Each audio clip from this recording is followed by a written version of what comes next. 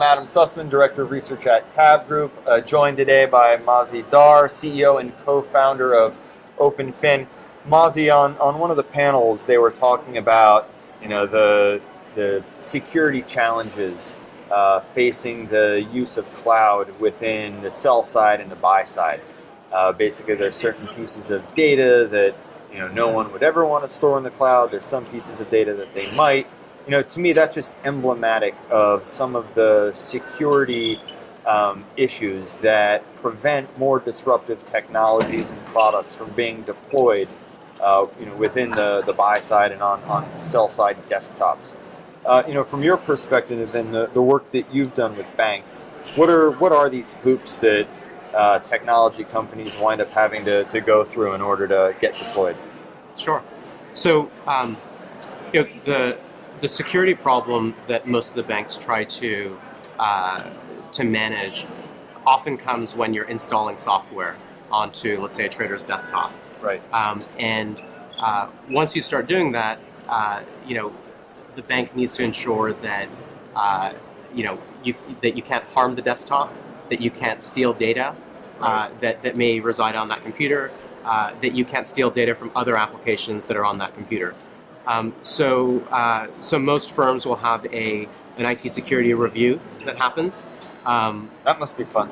Yeah. The best part about the IT security review is that even though virtually every firm has all the same concerns, that's a process that every provider of an application does individually with every single bank and buy-side firm. So there's no clearinghouse for IT security review.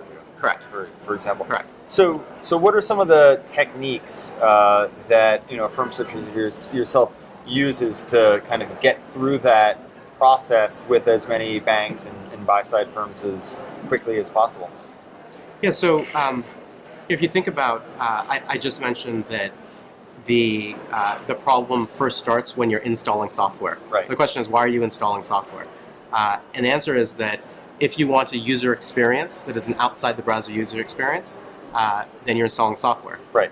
It turns out that many categories of financial applications actually need that native user experience. Right. They need pop-up windows, they need keyboard control, Excel integration, etc., real-time push notifications. Right. Now, what we've done is we've basically taken the best of both worlds, combining web deployment and web security architecture with the experience of installed applications, right? So what that means is that you can deliver an app onto a desktop that runs in a security sandbox, like browser-based applications do, right? And where you've completely isolated the application from the computer as well as other applications, but the user experience is the same as an installed application. So the technique or the secret to this is you're not installing software, so thus you don't have to go through the same kind of IT security review. Correct. So what allows you to do that? I mean, how do you bring both the ability to deploy through a browser with the kind of native application interface advantages? Yeah. So we've built runtime software specifically for financial desktops. It's built on Chromium, which is Google's open source browser project. Yep. Turns out that many firms across the financial industry have had the same idea, right? Okay. Which is to build what many call an application container, right, using Chromium. And what that gets you is the runtime engine, so a rendering engine, a JavaScript engine, a multi-process architecture that Google has built. But then you can customize the user experience so the application that you're delivering does not look like a website or a web application that's stuck inside a browser. You can create a native user experience. It still has all of the keyboard controls that you were alluding to earlier, and some of the things that you that you get out of a installed application. Absolutely, yeah. So and when you said a lot of firms are looking to do this, do you see that across vendors and sell side and buy side firms, or? Yeah, in fact, the firms leading the charge with application containers as well as Chromium tend to be the banks, tier 1 and tier 2 banks. And part of the reason is if you think about their deployment problem, Right. they are deploying applications into a heterogeneous desktop environment. Right. They have no idea what operating system they're going to be on, what runtimes may or may not be available, Got it. what web browser is on their customers' desktops. Yep. And they're deploying their applications across over 1,000 buy-side customers, right? Yep. Makes sense.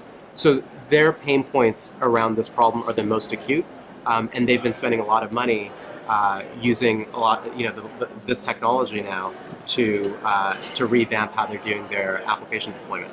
Yeah, it reminds me of, from the security perspective, the same kind of encryption Apple had to put around its, the music it was licensing from the music companies in order to get them comfortable with offering that out, through iTunes, right? I mean, I don't know however many years ago it was, but that was the concern. Wait, someone can buy it for $1, great, but then they're just going to rip it and steal it and all sorts of other things. So, I mean, does that resonate with you? Do you think that Absolutely, yeah. So, the great thing about Chromium is that Google has done a lot of the hard work, right? But the challenge for firms who want to use Chromium is that all of the security and compliance issues and the specifics around the user experience that is quite common for financial applications and less so for, say, consumer-based applications. Right. All of that work firms need to do on their own, right? And so our approach has been to create a standardized version of a Chromium runtime that's specifically designed for the financial industry, specifically designed for financial desktops, and that can eliminate the need for every firm to effectively build their own app container. Got it. So taking Chromium, making it enterprise ready. Correct. With some specific functionality for financial services. Yeah, that's right. Excellent. Well, that sounds great. I think we'll wrap it up there. Again, Mazy Dar, CEO and co-founder of OpenFin, myself, Adam Sussman with TABB. Thanks for coming, Mazy. Thank you. Yep.